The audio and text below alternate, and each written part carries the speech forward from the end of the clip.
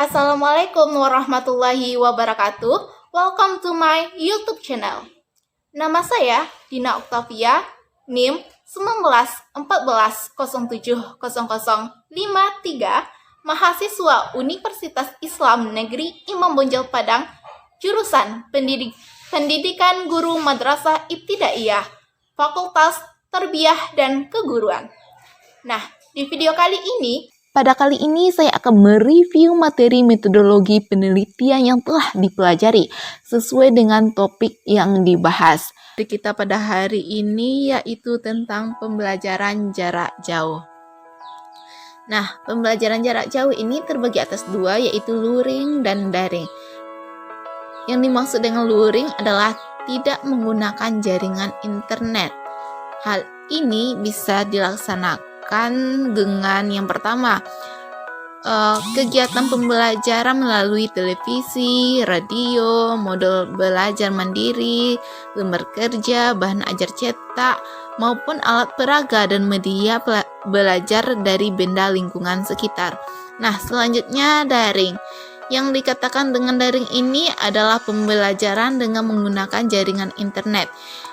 Hal ini dapat dilaksanakan dengan yang pertama, menggunakan aplikasi pembelajaran, selanjutnya menggunakan berbagai sosial media dan menggunakan LMS, Learning Management System. Selanjutnya, keterampilan abad 21. Keterampilan abad 21 terbagi atas 4, yaitu yang pertama, berpikir kritis, kreativitas, komunikasi, dan kolaborasi. Nah, adapun yang dimaksud dengan berpikir kritis adalah keterampilan untuk melakukan berbagai analisis, penilaian, evaluasi, rekonstruksi, pengambilan keputusan yang mengarah pada tindakan yang rasional dan logis. Selanjutnya, keterampilan abad 21 dilihat dari segi kreativitas. Dari segi kreativitas, keterampilan untuk menemukan hal baru yang belum ada sebelumnya, yang bersifat orisinil, guna mengembangkan berbagai solusi baru untuk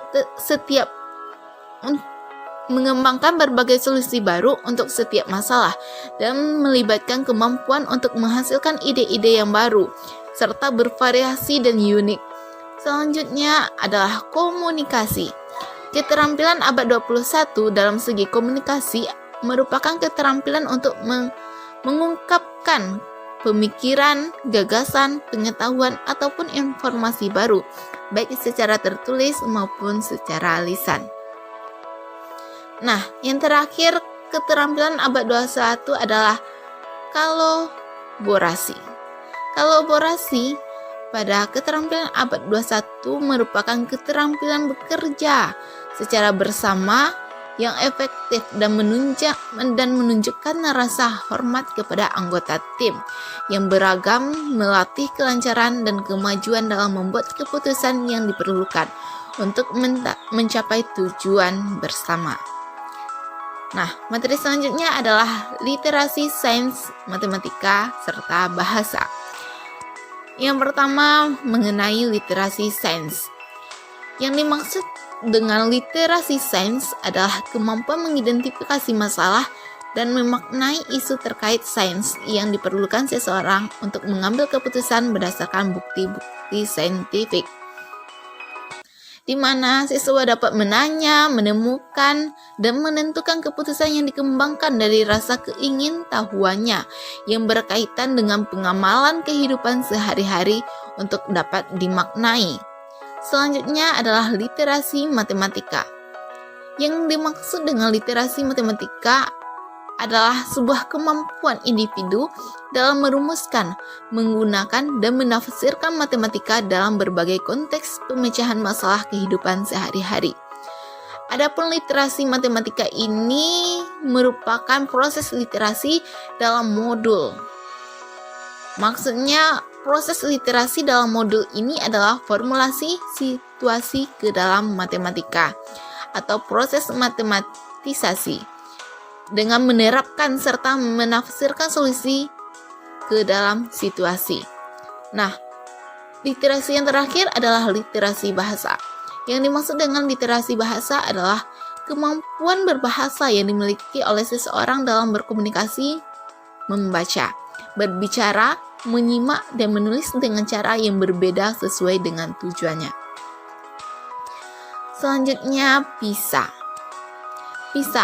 PISA merupakan singkatan dari Program of International Student Assessment yang disponsori oleh OECD yang beranggotakan 30 negara. Nah, PISA ini bertujuan untuk mengetahui kemampuan yang pertama, melek membaca, kedua, melek matematika, yang keempat, melek sains. Nah, tujuan dari semua ini adalah untuk mengukur bagaimana siswa yang sudah berumur 15 tahun bisa mengaplikasikan pengetahuan matematika yang dimilikinya untuk menyelesaikan sekumpulan masalah dalam berbagai konteks nyata. Selanjutnya adalah materi kita, yaitu TIMSS. TIMSS merupakan singkatan dari Trends in International Mathematics in Science Student, atau studi internasional tentang kecenderungan atau arah perkembangan matematika dan sains.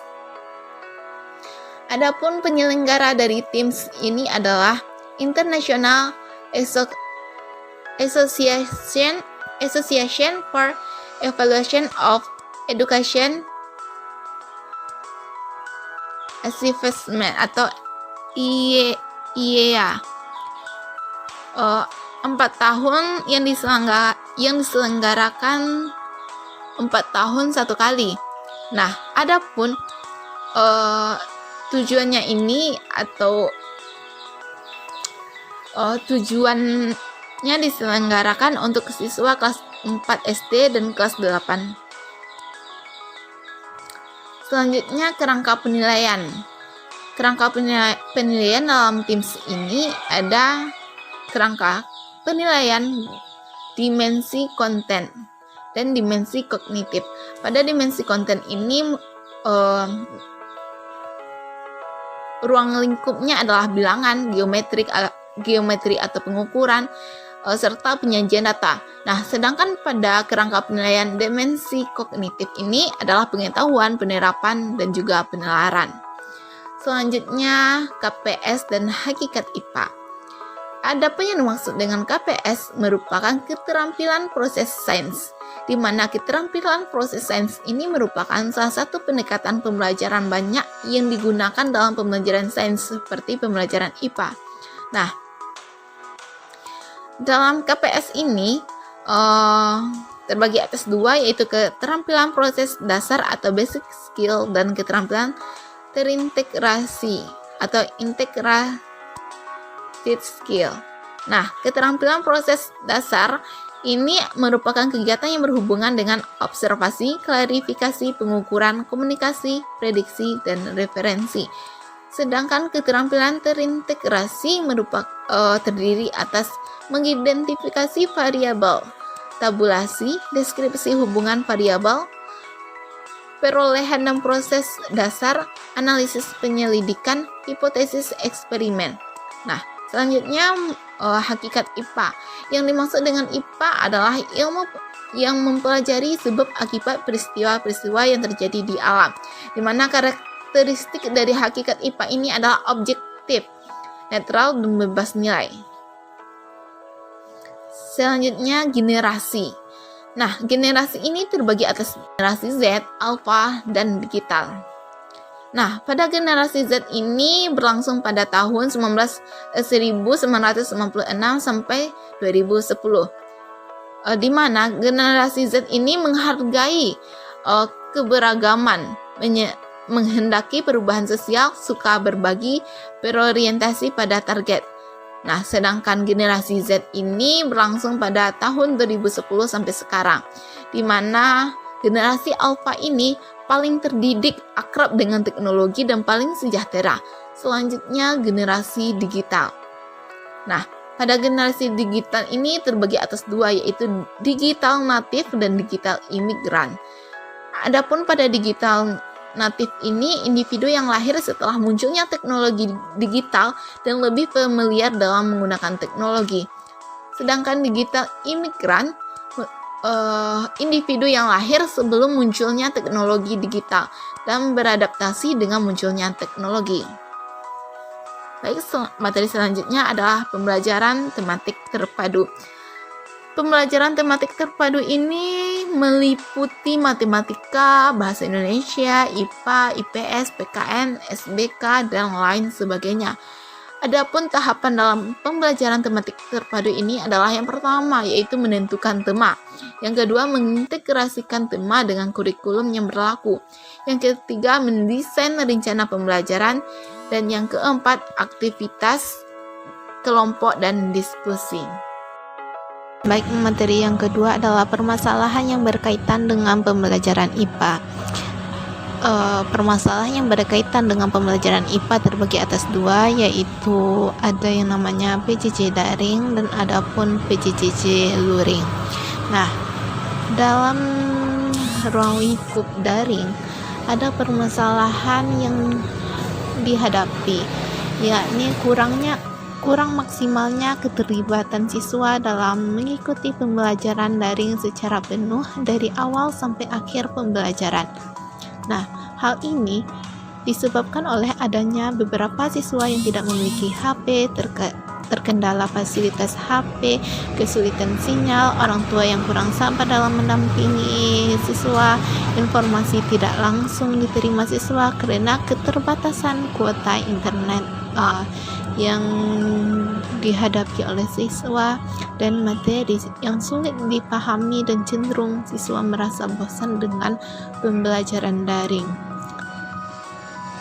Adapun implikasinya atau apa akibat jika masalah ini tidak diatasi. Nah, yang pertama, siswa tidak dapat menyelesaikan evaluasi dengan baik dan jujur. Yang kedua, siswa tidak dapat memahami pembelajaran dengan baik. Dan yang ketiga, turunnya prestasi anak. Adapun intervensi atau tindakan yang harus diambil untuk menyelesaikan masalah adalah yang pertama, melakukan sosialisasi kepada para wali murid untuk mendampingi anaknya dalam pembelajaran daring. Yang kedua, adanya perlakuan khusus bagi siswa yang bermasalah. Yang ketiga, perlu adanya penambahan modal pembelajaran yang baik dan tepat untuk pembelajaran daring. Nah, selanjutnya PJJ luring. Adapun permasalahan yang dihadapi dalam pembelajaran luring adalah yakni pembelajaran tidak sesuai dengan RPP yang dibuat dan komunikasi hanya didominasi oleh peserta didik yang pintar saja. Nah, hal ini disebabkan oleh kurangnya dorongan peserta didik mengembangkan keterampilan berpikir kritis dan kreatif, dan pendidik kurang menstimulasi peserta didik dengan masalah yang kurang menantang. Adapun implikasi atau apa akibat jika masalah tidak diselesaikan atau dipecahkan, yakni pendidik lebih sering mendominasi, dan dalam bekerja kelompok tidak semua peserta didik bekerja secara optimal. Dan intervensi atau tindakan yang harus diambil untuk memecahkan masalah ini ialah yang pertama, membuat rencana yang tepat sesuai dengan sasaran yang telah kita buat. Selanjutnya, pendidik mengondisikan pembelajaran sedemikian rupa agar semua aspek dari keterampilan abad ke-21 dapat dilatih. Yang ketiga, buat masalah terbuka dan kurang terstruktur untuk memulai pembelajaran. Yang keempat, tugaskan peserta didik memecahkan masalah secara kolaboratif. Yang kelima, tugaskan peserta didik mengumpulkan informasi dari beberapa sumber. Nah, selanjutnya adalah kita sebagai seorang pendidik harus menugaskan peserta didik mengomunikasikan hasil-hasil pemecahan masalah secara tertulis maupun secara lisan. Adapun keterampilan abad 21. Keterampilan abad 21, permasalahan yang dihadapi hadapi adalah ketertinggalan di dalam mutu atau rendahnya mutu pendidikan di berbagai jenjang pendidikan, baik formal maupun informal. Dan penyebabnya adalah yang pertama, rendahnya sarana fisik. Yang kedua, rendahnya kualitas guru. Yang ketiga, rendahnya kesejahteraan guru. Yang keempat, rendahnya prestasi siswa. Yang kelima, rendahnya kesempatan pemerataan pendidikan. Yang keenam, rendahnya relevansi pendidikan dengan kebutuhan.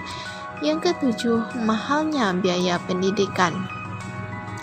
Adapun implikasi atau apa akibat jika masalah tidak diatasi adalah rendahnya mutu pendidikan yang menghambat penyediaan sumber daya manusia yang mempunyai keahlian dan keterampilan untuk memenuhi pembangunan bangsa di berbagai bidang.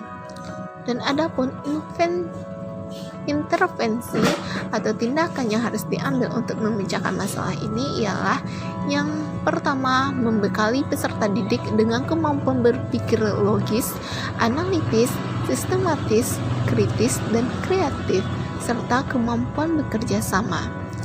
Yang kedua, guru hendaknya menggunakan berbagai variasi pendekatan, strategi, metode yang sesuai dengan situasi sehingga tujuan pembelajaran yang direncanakan tercapai. Selanjutnya adalah literasi sains. Adapun permasalahan yang dihadapi dalam literasi sains adalah kemampuan literasi sains siswa di Indonesia masih berada di bawah rata-rata dibandingkan dengan negara lain, di mana ini disebabkan oleh yang pertama, siswa cenderung tidak berkesempatan untuk mengobservasi fenomena ilmiah yang terjadi di lingkungan sekitarnya, dan pada pembelajaran IPA, siswa minim kegiatannya bersifat eksperimental. Padahal, jika pembelajaran IPA siswa itu lebih banyak kegiatan eksperimental, itu akan membuat pengetahuan siswa bertambah.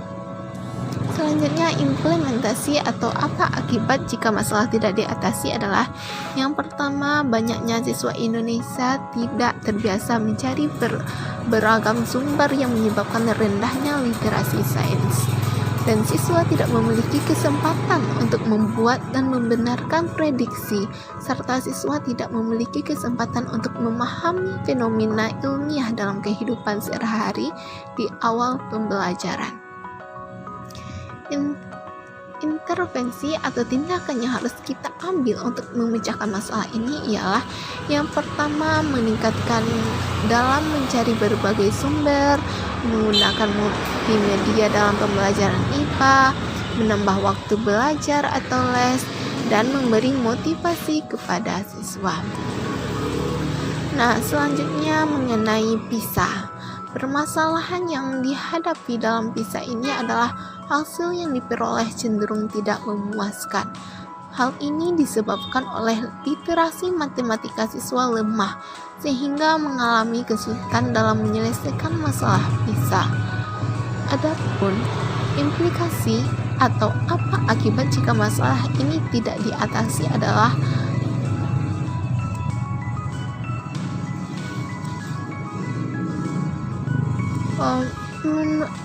kesulitan dalam menuliskan atau merumuskan situasi atau konteks masalah secara matematika.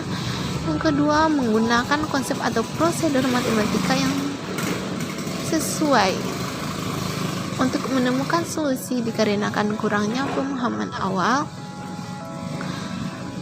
dan menginterpretasi atau menafsirkan hasil matematika yang diperoleh kembali ke dalam konteks masalah yang diberi. Adapun intervensi atau tindakan yang harus diambil untuk memecahkan masalah ini ialah adanya menggalakkan membaca dan mencermati masalah yang diberikan kepada siswa. Yang kedua, mengajukan pertanyaan arahan yang dapat mempermudah siswa dalam memilih dan menggunakan konsep atau prosedur matematika yang sesuai untuk menemukan solusi. Yang ketiga, memberikan instruksi untuk meninjau kembali solusi atau hasil yang diperoleh dan mengajukan pertanyaan arahan yang dapat mempermudah siswa dalam menafsirkan hasil yang diperoleh kembali ke konteks masalah yang diberikan. Nah, sebaliknya, siswa dibiasakan berlatih dengan soal-soal yang sesuai dengan karakter soal bisa. Yang keenam, hendaknya siswa dibiasakan untuk menuliskan langkah atau proses penyelesaian dengan rinci. Ketujuh, proses pemberian bantuan atau scaffolding hendaknya tetap memperhatikan prinsip teori konstruktivisme dan kajian tentang masalah bisa dalam penelitian ini masih pada konten, konsep, dan konteks terbatas, sehingga perlu adanya penelitian lain yang lebih mendalam. Nah, pada TIMSS, permasalahan yang dihadapi pada TIMSS adalah siswa kesulitan memahami apa yang diminta oleh soal, dan siswa tidak tahu rumus atau formula untuk menyelesaikan soal. Adapun penyebab dari masalah ini adalah kemampuan berpikir kritis dan pemecah masalah pada siswa, dan siswa tidak suka memecah soal yang terlalu panjang. Dan implikasi atau apa akibat jika masalah ini tidak diatasi adalah jika masalah tidak diatasi, masalah ini akan membuat nilai siswa menurun, dan intervensi atau tindakan yang harus diambil untuk memecahkan masalah adalah perlu dilakukan pengembangan terhadap soal yang lebih valid dan praktis, serta melakukan pengembangan kurikulum guna mengembangkan perangkat pembelajaran dengan mengarahkan sasaran pada kemampuan literasi, matematika, dan sains dengan tidak meninggalkan kemampuan literasi lain. Nah, selanjutnya KPS atau keterampilan proses sains. Pada KPS ini permasalahan yang dihadapi berupa dalam pembelajaran interaksi hanya berjalan satu arah saja. Nah, hal ini disebabkan oleh dalam pembelajaran guru sering menerapkan metode ceramah. Interaksi yang digunakan guru pada saat pembelajaran tidak dikaitkan dengan lingkungan, dan siswa kurang diberikan kesempatan dalam kemampuan dirinya. Nah, adapun implikasi atau apa akibat jika masalah tidak diatasi adalah yang pertama, siswa akan kesulitan dalam memahami pembelajaran. Yang kedua, siswa tidak memiliki keterampilan dalam berproses sains. Yang ketiga, pembelajaran akan terjadi membosankan. Dan adapun intervensi atau tindakan yang harus diambil untuk memecahkan masalah ini ialah menerapkan metode pembelajaran berbasis praktikum. Selanjutnya, generasi Z, Alpha, dan digital. Permasalahan yang dihadapi adalah ingin segalanya serba instan serta adanya kondisi keteladanan ketimbangan antara supply dan demand. Adapun penyebabnya adalah yang pertama, hidup di era digital, tidak tahu mau kerja apa, salah jurusan, dan tidak punya skill. Adapun implikasi atau apa akibat jika masalah tidak diatasi adalah meningkatnya pengangguran terselubung dan pengangguran di kalangan anak muda. Adapun intervensi atau tindakan yang harus diambil untuk memecahkan masalah ini adalah mengadakan pelatihan-pelatihan di sekolah, di kampus maupun di lingkungan sekitar, mengadakan seminar untuk memotivasi generasi agar menjadi lebih baik lagi kualitasnya, lalu memberikan pengarahan. Selanjutnya, tematik terpadu.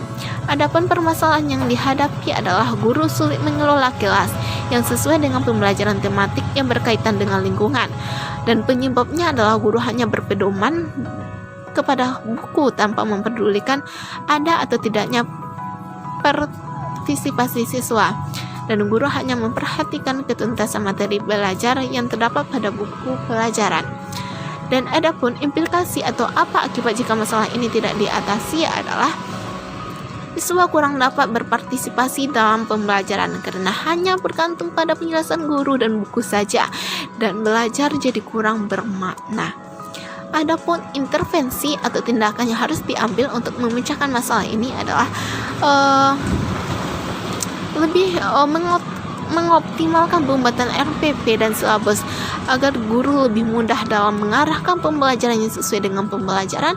Dan selanjutnya seharusnya Dinas Pendidikan setempat mengusahakan pelatihan-pelatihan yang baik dalam KKG maupun workshop tentang pembelajaran tematik.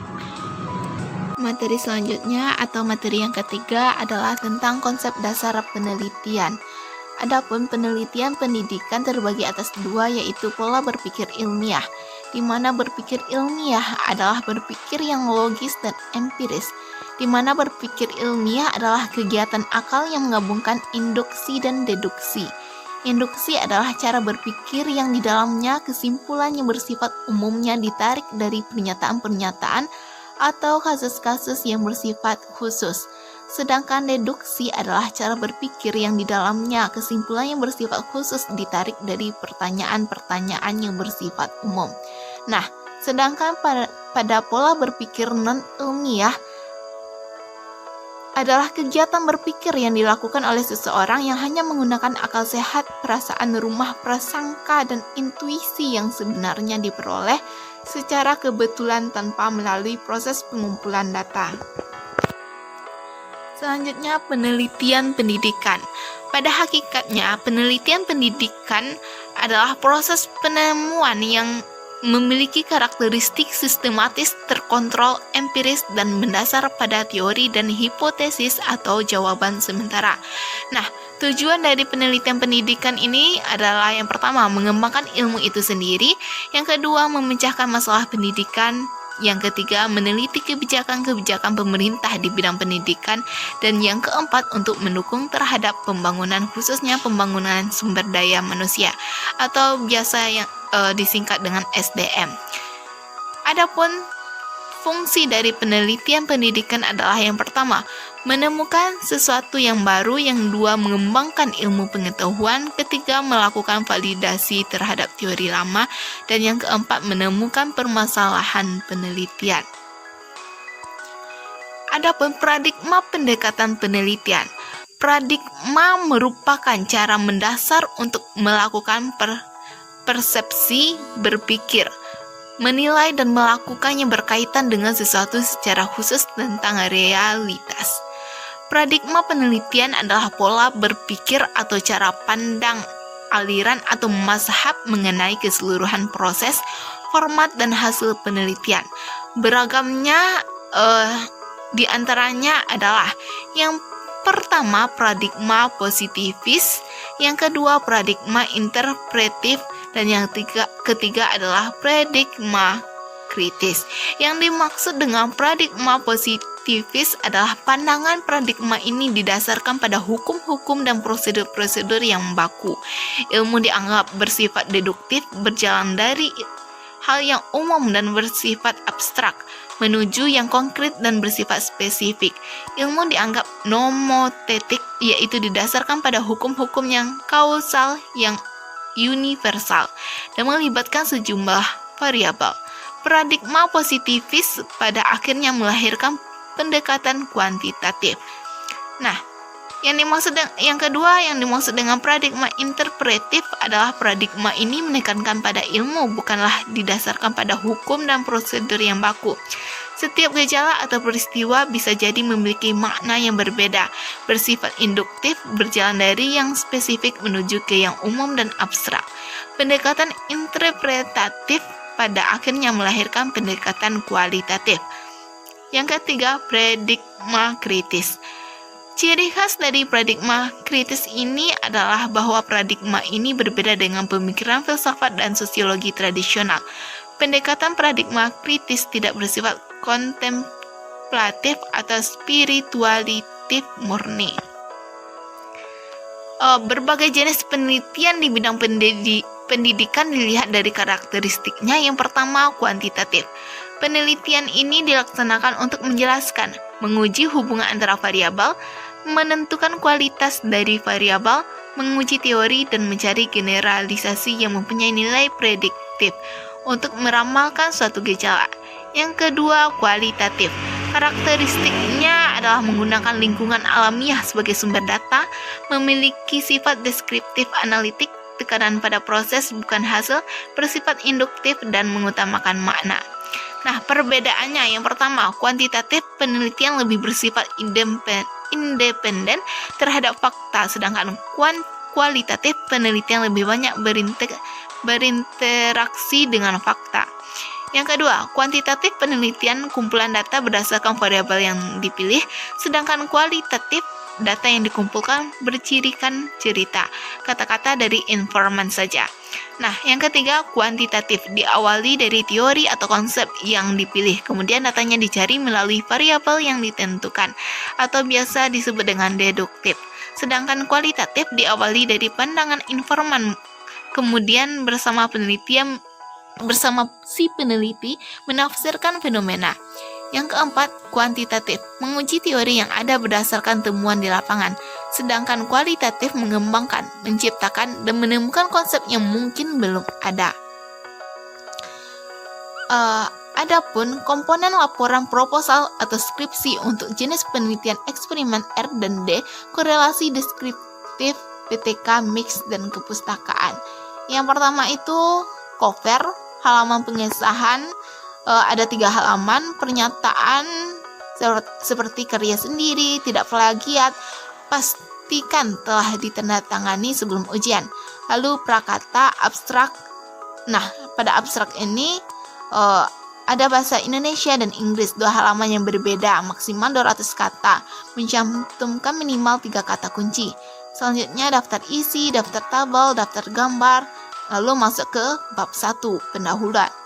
Nah, pada bab 1 ini atau bab pendahuluan ini berisi latar belakang, rumusan masalah, tujuan penelitian, batasan masalah, manfaat penelitian, sistematika penulisan skripsi. Nah, lalu masuk ke bab 2 tentang kajian pustaka dan landasan teori. Pada kajian pustaka dan landasan teori ini memuat yang pertama kajian pustaka, di mana pencapaian paling tinggi dari sebuah proses pengembangan berdasarkan penelitian dan teknologi yang akan dikembangkan. Kajian pustaka mencakup penelitian terkait teknologi terkait, opsional, dan kontribusi penelitian. Selanjutnya berisi landasan teori. Jelaskan teori-teori yang digunakan dalam penelitian. Skripsi dalam bidang pendidikan wajib mencantumkan teori belajar. Nah, selanjutnya kita membuat bab 3 metode penelitian. Lalu bab 4 hasil dan pembahasan memuat tentang hasil penelitian, di mana hasil dari penelitian di setiap tahap metode penelitian. Nah, lalu berisi tentang pembahasan, di mana pembahasan ini penjelasan secara kualitatif dari hasil penelitian yang dapat berupa evaluasi dari hasil penelitian. Pembahasan hasil penelitian dilakukan dengan mengaitkan teori-teori yang mendukung hasil penelitian. Dan selanjutnya kita masuk kepada bab 5, yaitu penutup yang berisi tentang simpulan, jawaban dari rumusan masalah, serta saran-saran. Nah, lalu kita buat daftar pustaka yang menggunakan minimal 15 pustaka. Dan yang terakhir kita muat lampiran. Selanjutnya, ada tahap-tahap penelitian pendidikan. Yang pertama, mengidentifikasi dan memilih masalah. Yang kedua, melakukan kajian pustaka. Yang ketiga, merumuskan masalah. Yang keempat, merumuskan asumsi dan hipotesis. Yang kelima, merumuskan tujuan penelitian. Yang keenam, menjelaskan manfaat hasil penelitian. Yang ketujuh, menentukan variabel penelitian. Yang kedelapan, menyusun desain penelitian. Yang kesembilan, menentukan populasi dan sampel. Yang ke-10 menyusun instrumen penelitian. Yang ke-11 mengumpulkan data. Yang ke-12 mengelola data. Yang ke-13 membahas hasil penelitian. Yang ke-14 menarik kesimpulan, implikasi, dan syarat. Dan yang terakhir atau yang ke-15 adalah menyusun laporan. Selanjutnya penelitian pendidikan. Adapun hambatan-hambatan dalam penelitian pendidikan ini dilihat dari aspek internal maupun eksternal. Yang pertama kita mengkaji dulu dalam segi atau dalam aspek internal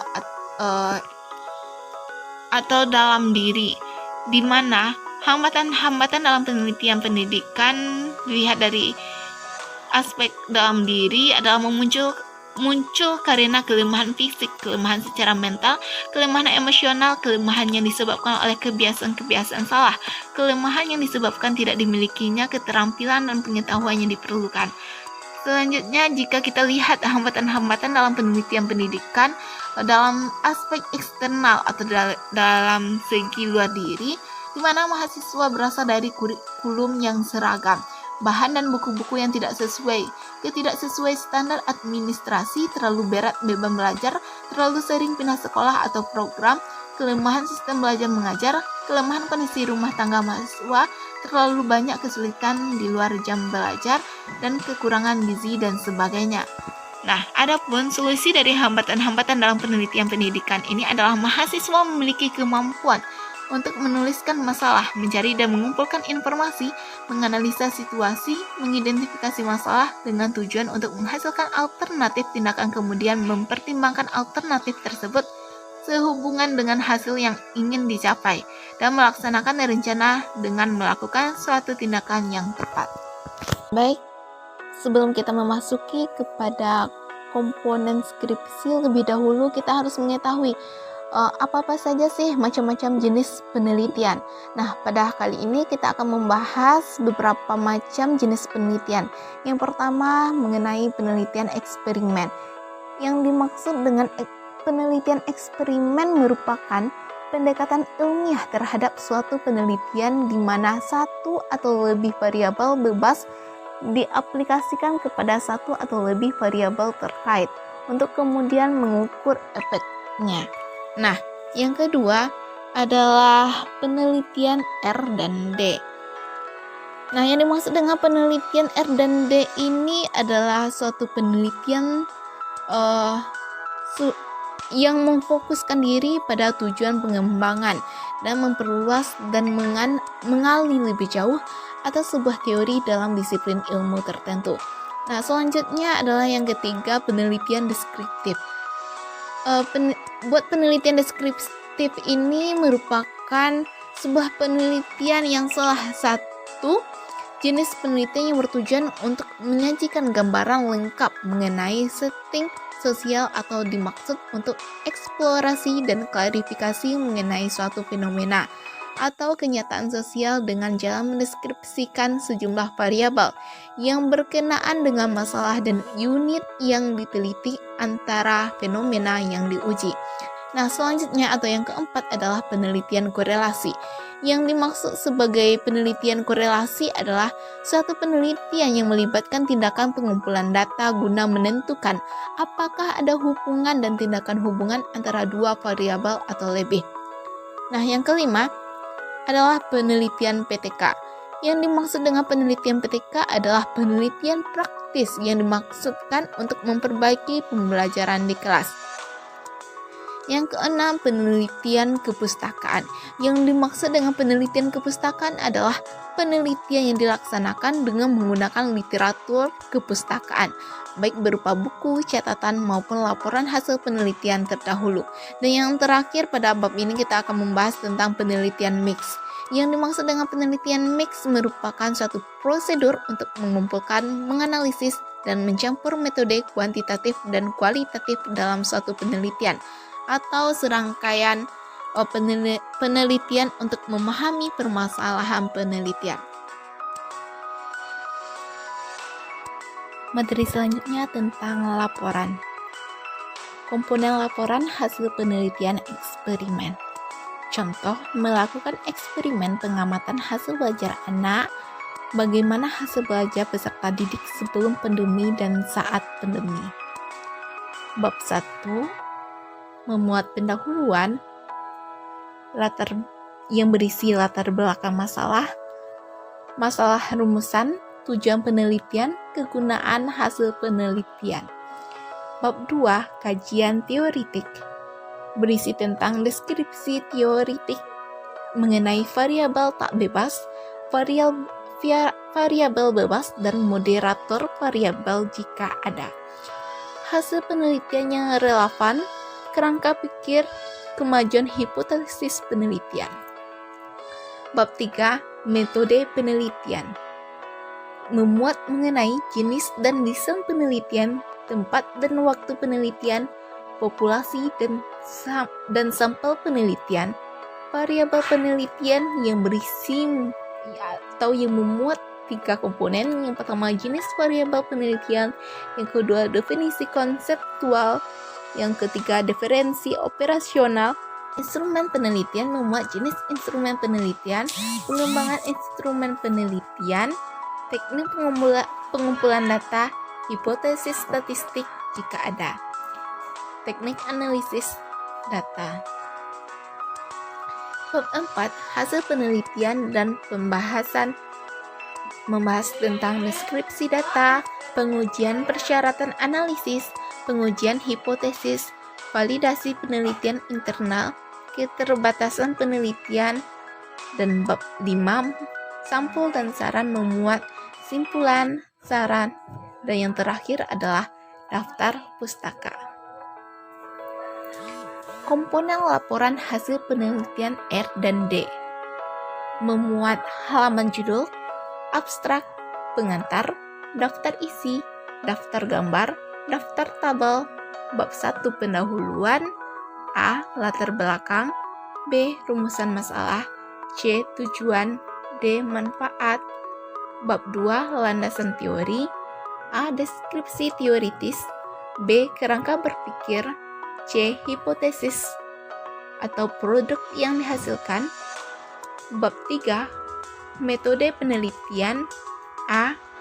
Model pengembangan, B. Prosedur penelitian, C. Populasi dan sampel, D. Teknik pengumpulan data, E. Instrumen penelitian, F. Teknik analisis data.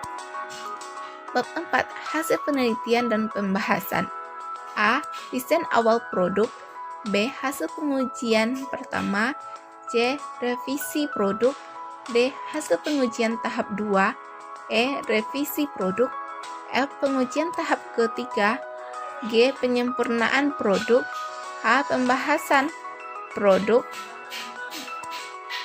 Bab 5 kesimpulan dan saran, A. Kesimpulan, B. Saran. Lalu pada bagian akhir memuat daftar pustaka, lampiran instrumen, lampiran data, dan lampiran produk. Contoh laporan penelitian dan pengembangan R dan D. Yang pertama, judul penelitian adalah pengembangan modul cetak berbasis kompetensi pada konsep kinematika di kelas 11 SMA atau MA. Yang kedua, rumusan masalah.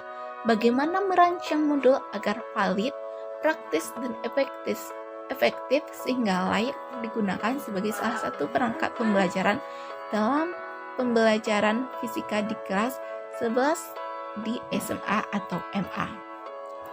Yang kedua, tujuan penelitian adalah A. Bahan ajar dalam bentuk modul pembelajaran fisika pada konsep kinematika yang valid, B. Bahan ajar dalam bentuk modul yang praktis sehingga mudah digunakan dan dipahami dalam pembelajaran fisika pada konsep kinematika, C. Bahan ajar dalam bentuk modul yang efektif sehingga dapat digunakan dalam pembelajaran fisika pada konsep kinematika.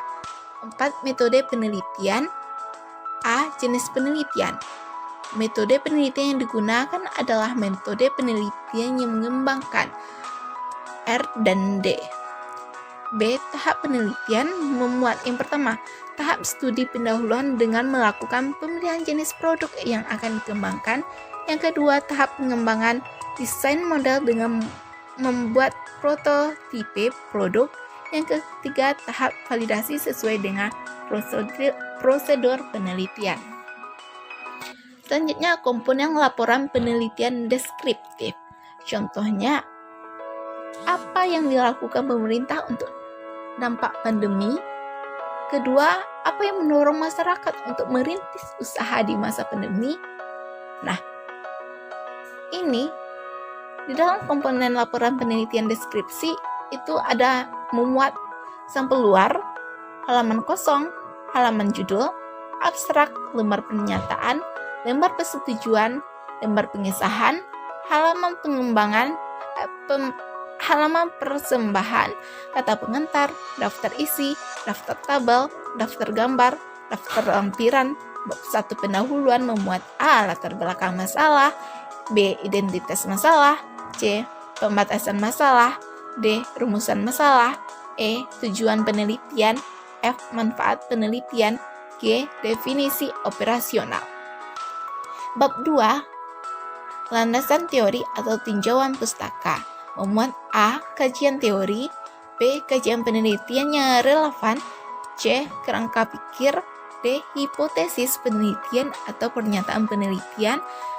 Bab 3 metode penelitian memuat A. Jenis penelitian, B. Pendekatan dan metode penelitian, C. Tempat dan waktu penelitian, D. Populasi dan sampel, E. Teknik dan instrumen penelitian, F. Analisis data. Bab 4 hasil penelitian dan pembahasan. A. Deskripsi hasil penelitian, B. Pembahasan hasil penelitian, C. Keterbatasan penelitian. Bab 5 sampel, implikasi, dan saran. Nah, pada bab ini memuat A. Simpulan, B. Implikasi, C. Saran.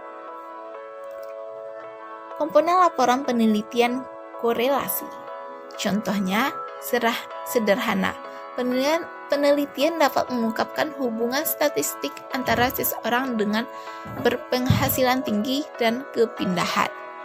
Nah, pada komponen laporan penelitian korelasi ini memuat yang pertama bab 1, yakni pendahuluan yang berisi latar belakang masalah, masalah rumusan, tujuan penelitian, manfaat hasil penelitian. Bab 2, kajian teoritik, memuat deskripsi teori yang membahas tentang variabel tak bebas atau variabel terikat, variabel bebas atau variabel bebas pertama, variabel bebas kedua, yang ketiga variabel bebas ketiga, dan seterusnya. Hasil penelitian yang relevan, kerangka pikir, hubungan variabel bebas pertama dengan variabel, hubungan variabel bebas kedua dengan variabel, hubungan bebas ketiga dengan variabel tercipta, hubungan ketiga variabel bebas dengan variabel penciptaan. Selanjutnya, hipotesis penelitian. Bab 3, metode penelitian memuat jenis dan paradigma penelitian, tempat dan waktu penelitian, populasi dan sampel penelitian, variabel penelitian, yang memuat mengenai jenis variabel penelitian, definisi konseptual, definisi operasional. Selanjutnya, instrumen penelitian yang berisi jenis instrumen penelitian, pengembangan instrumen penelitian, dan selanjutnya teknik pengumpulan data, hipotesis statistik jika ada, dan teknik analisis data. Bab 4 hasil penelitian dan pembahasan deskripsi data. Pembahasan memuat deskripsi data hasil penelitian, menguji persyaratan analisis, menguji hipotesis dan pembuatan hipotesis dan pembahasan atau diskusi yang terdapat hubungan variabel bebas pertama dengan variabel, yang kedua variabel bebas kedua dengan variabel terikat, hubungan bebas ketiga dengan variabel yang dibuat, yang keempat hubungan ketiga variabel bebas dengan variabel penciptaan. Bab 5 simpulan dan saran. Membuat simpulan, yang kedua saran, dan yang terakhir adalah daftar pustaka. Selanjutnya, lampiran. Lampiran 1 adalah instrumen penelitian. Lampiran yang kedua, pengujian validasi. Lampiran ketiga, penghitungan reliabilitas. Lampiran keempat, variabel data, variabel bebas pertama, variabel bebas kedua, variabel bebas ketiga. Lampiran kelima, perhitungan dasar. Lampiran ke-6, persyaratan analisis. Lampiran ke-7, perhitungan regresi dan korelasi dalam rangka penguji hipotesis. Lampiran 8, daftar riwayat hidup. Nah, demikian artikel tentang format laporan hasil penelitian jenis korelasi ini. Nah, selanjutnya komponen laporan penelitian PTK. Contoh judulnya adalah penerapan pembelajaran bermakna untuk meningkatkan kemampuan aplikasi siswa dalam pelajaran IPS di kelas 5 SD. Bagian awal memuat yang pertama halaman judul, yang kedua halaman pengesahan, yang ketiga abstrak, yang keempat kata pengantar, yang kelima daftar isi, yang keenam daftar gambar, yang ketujuh daftar lampiran. Selanjutnya bagian isi. Bab 1 pendahuluan. A. Latar belakang masalah. B. Rumusan masalah. C. Tujuan penelitian. D. Manfaat penelitian. Bab 2 kajian pustaka. Memuat A. Uraian teori mengenai variabel yang akan ditingkatkan. B. Uraian teori mengenai variabel tindakan. C. Kerangka berpikir. D. Hipotesis tindakan. Nah, selanjutnya bab 3 adalah metode penelitian, memuat A. Setting penelitian. B. Prosedur siklus penelitian. C. Metode pengumpulan data. D. Metode analisis data. E. Indikator keberhasilan. Bab 4 hasil penelitian dan pembahasan. A. Deskripsi umum pelaksanaan penelitian. B. Hasil penelitian. C. Pembahasan. Nah, bab 5 adalah simpulan dan saran. A. Simpulan dan B. Saran bagian.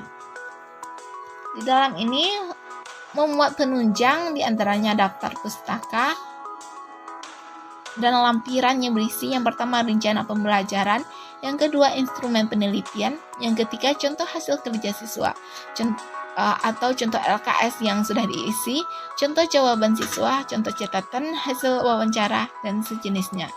Yang keempat, foto kegiatan. Yang kelima, daftar hadir setiap pertemuan. Yang keenam, pernyataan kepala sekolah atau madrasah bahwa laporan telah diseminarkan disertai dengan pernyataan berbagai hasil seminar.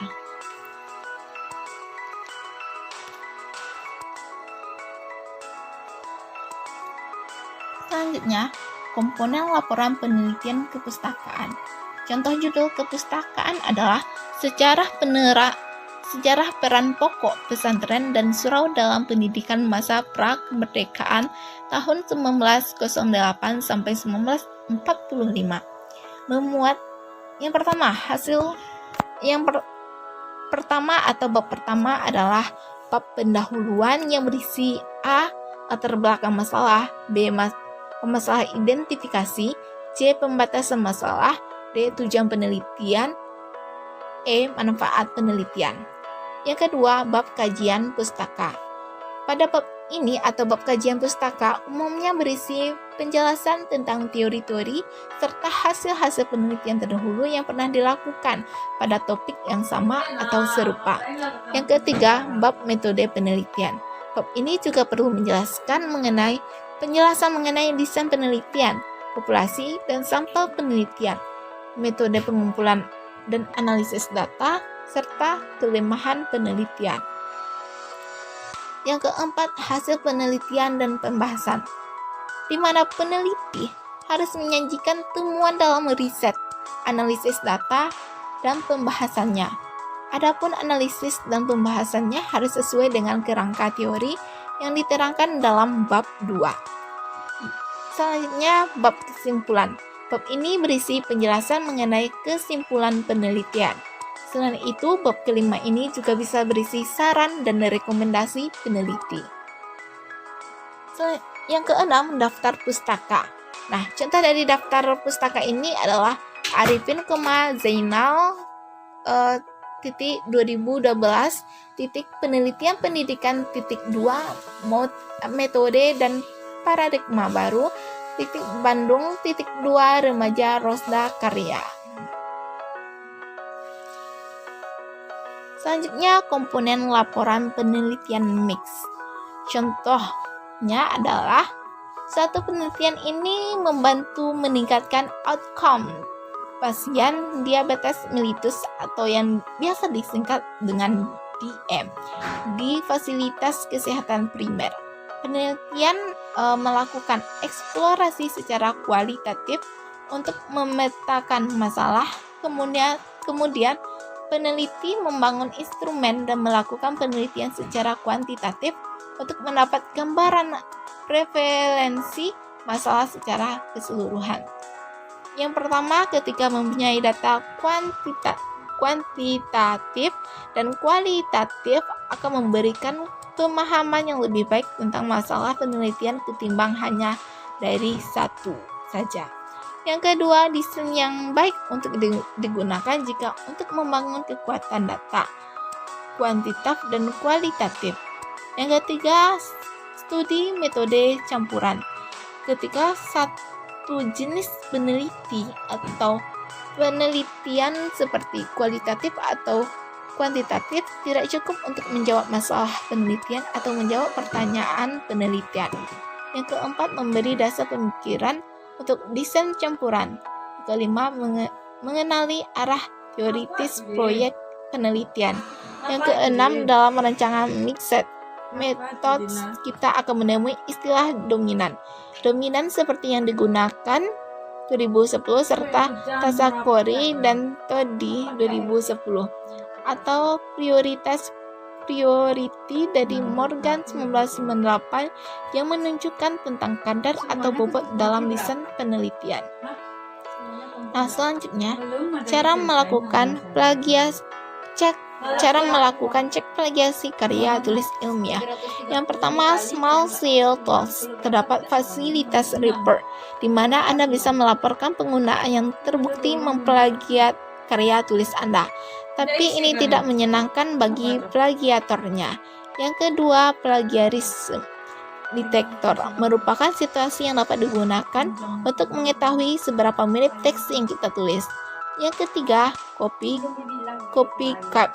Sistemnya hanya bisa memproses berdasarkan URL alamat yang dimasukkan saja. Yang keempat, duplicate checker menerangkan 3 opsi pengecekan sekaligus pencarian plagiasi. Yang kelima, copyleaks. Situs ini salah satu situs yang didesain untuk melakukan pengecekan konten yang sifatnya e-learning di internet. Yang keenam, FlexScan merupakan aplikasi pendeteksi plagiarisme secara online yang dapat digunakan oleh menggunakan institusi yang sudah didaftarkan. Yang ketujuh, Inikek. Cara menggunakannya pun sangat sederhana, yaitu mengcopy paste teks yang akan dicek. Yang kedelapan, Buzzball. Cara menggunakan cukup mudah. Anda cukup mengcopy kemudian paste teks apapun ke dalam box yang tersedia. Yang kesembilan,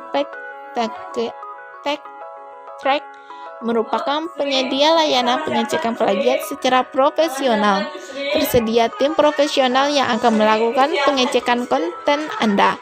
Yang ke-10, Plagiarism Checker menawarkan fitur yang cukup menarik di mana penggunaan dapat melakukan scan dalam konten yang cukup besar dengan jumlah kata yang cukup banyak. 11. Letterhack adalah merupakan aplikasi praktis yang akan mendeteksi tulisan Anda berkategori plagiat atau bukan. Yang ke-12, Viper dapat membantu Anda memeriksa plagiarisme akademis dan konten duplikat dalam pekerjaan Anda mulai dari individu, mahasiswa, hingga dosen dan institusi. Selanjutnya, membuat parafrase untuk menghindari plagiasi pada karya tulis ilmiah. Dengan cara tulisan yang hanya menggunakan kutipan langsung lebih berpotensi dianggap melakukan plagiarisme. Cara menyikapinya adalah dengan melakukan parafrase, menggunakan susunan kalimat sendiri dari sumber asli dengan tetap mencantumkan citasi. Parafrase juga lebih mudah untuk dilakukan sebab formatnya tidak serumit jika digunakan cara pengutipan langsung. Baiklah, sampai di sini materi kita pada hari ini. Wassalamualaikum warahmatullahi wabarakatuh.